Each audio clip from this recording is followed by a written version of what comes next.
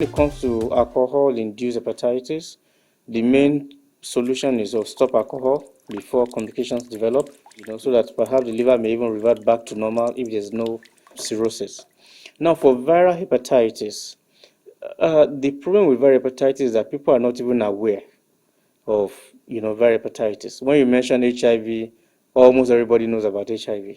But when you mention hepatitis, people will even ask you, "Oh, what does that mean?" And there are so many people that are not even aware that there's something like hepatitis. Talk less of them now even testing or going for a test to know that they have it or they don't have it. So I think the first awareness is for people to even know what hepatitis is and know there is a disease process that needs to be tested for.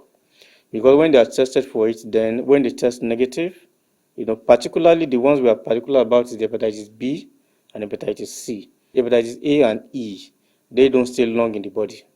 Usually, when people have it within a few weeks, maximum 6 months, the body is able to eradicate the hepatitis A and E. People may have the hepatitis B and C for a long time, for months, for years, for decades, without knowing. So we call that a chronic infection. Once the hepatitis virus is in the system for more than 6 months, we call it a chronic infection. Now, people may not know they have it because they have no symptoms. People may not know they have because they don't even know what hepatitis is all about. Now, when people are aware of it, then they should be able to do a test to test for hepatitis B and test for hepatitis C. Now, for hepatitis B, if they test negative, we always advise that people should get immunization so that the immunization will protect them from getting the infection in future. Perhaps if they're exposed to hepatitis B, that immunization will protect them from getting it. Now, if they test positive, they need to seek medical attention as soon as possible. Now, for hepatitis C also, unfortunately, hepatitis C doesn't have a vaccine. But when people test positive for hepatitis C, there is a cure for hepatitis C. There are drugs that can cure hepatitis C. And usually treatment will just be for 3 months, and the hepatitis C is completely cured.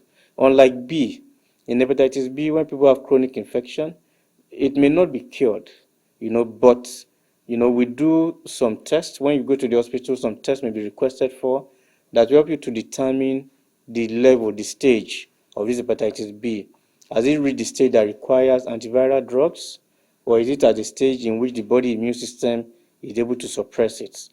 Now, if the body immune system is able to suppress it, what your doctor may just tell you is that you need regular monitoring of the liver as well as the virus. Now, when it's at the stage where treatment is needed, then you need to be started on antiviral drugs. And for hepatitis B, what the antiviral drugs, what they do is that they help to suppress the infection. Once the infection is suppressed, it's made inactive, we don't expect it to cause any damage to the liver. Though we still need to monitor such people from time to time to be sure that there's no complications from this hepatitis B. Whether they're on treatment or they are not on treatment, they require periodic monitoring.